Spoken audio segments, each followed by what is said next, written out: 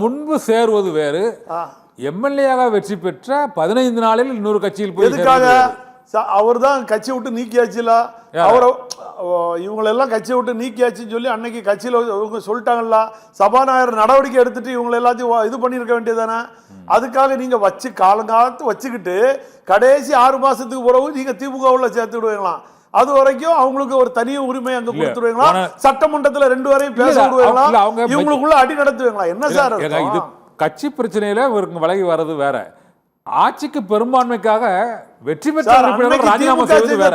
அது ரெண்டும் ஒரே பிரச்சனை கிடையாது. அன்னைக்கு திமுக அத்தனை பேரையும் விலை கொடுத்து திமுக அண்ணா திமுகல இருந்து விலை கொடுத்து வாங்கப்பட்டது. அதனாலதான் திமுக ஆட்சியும் நடந்தது. மீண்டும் திமுக ஆட்சிக்கு வரணும்னு ஆசைப்பட்டதும் எல்லாரையும் அண்ணா திமுகக்குள்ள வரவழைச்சார் சார். இன்னைக்கு நீங்க திமுக இருக்கிறவங்க திமுகவோட பேஸ்மெண்ட்டை விட அண்ணா திமுக இருந்து போனவங்க தான் சார் அதிகமா இருக்காங்க. இன்னைக்கு நீங்க பாத்துக்கிட்டீங்கன்னா நான் பாருங்க, அனிதா ராஜேஷன் இது பண்றாரு, ஆஸ்டினும் இது பண்றாரு, எங்க அண்ணன் ஓபிஎஸ் அண்ணன் கூட எழுப்பி நின்று சத்தம் போடுறாரு. நீங்க பாத்தீங்கன்னா எல்லாருமே அதிமுக, ஒரு நம்ம சேகர் பாபு இவங்க எல்லாரும் இன்னைக்கு குரல் கொடுக்கறவங்க எல்லாம் முன்னுரிமையா நிக்கிறவங்க எல்லாருமே அதிமுக பயிற்சி பெற்றையில படிச்சு. சபாநாயகரே உங்களால தானே? சபாநாயகர் எந்த இடமா இருந்தாலும் அவர் வந்து இன்னொரு இயக்கத்துக்கு போய் திமுக சார். திமுக போல பழைய திமுக சபாநாயகரா இருக்கிறாரு, பழைய அதிமுக அதிமுக காரர். ஆனா வந்து அவர் எங்க இருக்கிறாரு அதை நீங்க போறீங்க. அவர் வந்து தாவேக்கா போயிட்டார்ல, திமுகவோட எதிர்ப்படத்துக்கு போயிட்டார்ல, திமுகவோட எதிர்ப்படத்துக்கு போயிட்டார்ல சார். அதை நம்ம பாராட்ட வேண்டியது தானே. இப்ப திமுகவுள்ளே நம்ம உட்கார்ந்து இருக்கிறது தானே. இப்ப நம்ம தலைவர்கள், இப்போ எங்க தலைவர்கள் நீங்க யாரு தலைவரா ஏத்துக்கிட்டீங்க? புரட்சி தலைவர், புரட்சி தலைவி அம்மா. அவங்க திமுகவை ஏத்துக்கிட்டது இல்லை. நல்லா புரிஞ்சுங்க. அந்த வழியில தான் அவங்க பாக்குறாங்க. அப்ப அண்ணன் செங்கோட்டையனா இருக்கட்டும், இவங்களா இருக்கட்டும், மக்களா இருந்தாலும் தமிழக மக்கள் உங்களை புறங்கணிச்சிட்டாரு, வேண்டான்ட்டாங்க. உங்களை குளத்தூர்லே வெற்றி பெற முடியாத ஒரு தலைவர். ஏன்னா அண்ணன் ஸ்டாலின் மேல மரியாதை உண்டு, இருந்தாலும் ஒரு கட்சி தலைவர் மேல ஒரு இதுல பார்க்கும்போது அவர் வந்து தோல்வி விட்டது வருத்தத்தை அளித்தாலும் மக்கள் உங்களே புறங்கணிச்சிட்டாரு. அவ்வளவுதான். அதை நாங்க இது பண்ண முடியும்.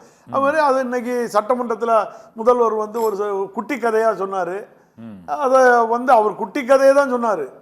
ஆனா ஸ்டாலினே சொல்லல.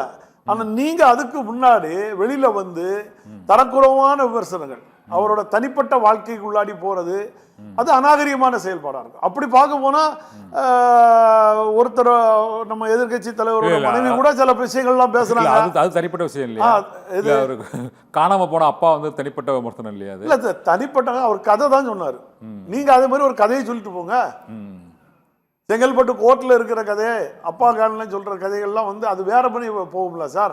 அப்படி பார்க்க போனா நான் ஒரு நடிகை கூட இவரை நடிக்கவே விட மாட்டேன், பால் டைல் பிரச்சனை எல்லாம் சொன்னாங்களா அந்த காலத்துல எடுத்து விட்டாங்கன்னா இன்னும் அசிங்கம் தானே சார் வரும். ஓகே, நான் என்ன சொல்றேன், இப்போதைக்கு இந்த பேரவையில் தனிப்பட்ட விமர்சனங்கள், அது இவர் முதலமைச்சர் தரப்புலையா இருக்கட்டும், எதிர்கட்சி தரப்புலையா இருக்கட்டும், இருவரும் இந்த தனிப்பட்ட விமர்சனங்கள் வந்து தனிப்பட்ட விமர்சனங்கள் அதிகமா இருக்கிறது. நம்மளுடைய மக்களுடைய வரி பணத்தில் சட்டமன்றம் நடக்குங்கிறத இவங்க எல்லாரும் தெரிஞ்சிருக்கணும். அவ்வளோதான். யாராக இருந்தாலும் சரிதான். அதை வந்து அவர் நேற்று எதிர்கட்சி தலைவர் பேசும்போது நான் தாவேக்காவுக்கு ஆதரவாக பேசுகிறேன் நீங்கள் நினைக்க வேண்டாம். அந்த காணொலியில் நம்ம பார்க்கும்போது சொல்கிறேன், தாவேக்காவுக்கு ஆதரவாக பேச நீங்கள் இப்போ என்ன பேசிட்டு இருக்கீங்க? சார் நான் உண்மையே பேசுகிறேன், உண்மையே பேசுகிறேன், வேற எதுவும் நான் பேசலை. நல்லா புரிஞ்சிருங்க. நீங்கள் நான் ஒரு பொதுவில் இருந்து பார்த்தா இது கரெக்டு, இது தவறு, இது இப்போ அவரு விஜய் அவரு தப்பு பண்ணனால தப்பு தான். தாவேக்காவுக்கு ஆதரவாக பேசுகிறேன் சார். நான் மக்களை சார்பாக ஒரு அரசியல் விமர்சகராக சொல்கிறேன் சார். நீங்கள் அதை என்ன சார் அர்த்தம்? நான் வந்து நேற்று ஒரு ஸ்டாலின் பேசுற, இவர் உதயநிதி ஸ்டாலின் பேசுறாரு சார். அப்போ தாவேக்கா சைடுல இருக்கிறவங்க யாராவது எதிர்ப்பு தெரிவிச்சாங்களா? அவங்க எல்லாம் கேட்டுட்டு தானே இருந்தாங்க. முடியும் போது இடையில ஒண்ணுக்கு ஒண்ணு வார்த்தைகள் விட்டுருக்கலாம். ஆனா யாராவது கோஷம் போட்டாங்களா? யாராவது எழுப்பி நின்று சத்தம் போட்டாங்களா? எங்க தலைவர் இப்படி பேசுறாங்களா? அடுத்தது வரட்டும். ஆனா இன்னைக்கு நீங்க ஏன் அவ்வளவு பேர் பொங்குறீங்க? அவர் யாரையா சொல்லிட்டு போட்டுங்க, முடிகிற வரைக்கும் கடைசி வரைக்கும் இருந்துகிட்டு பதில் வரை நீங்க அழகா கொடுத்துட்டு போகலாம். முதல் கட்ட கருத்தை எடுத்துக்கிறதா. அடுத்த ஜேம்ஸ் மார்டின் சார்ட்ட போயிட்டு வரேன்.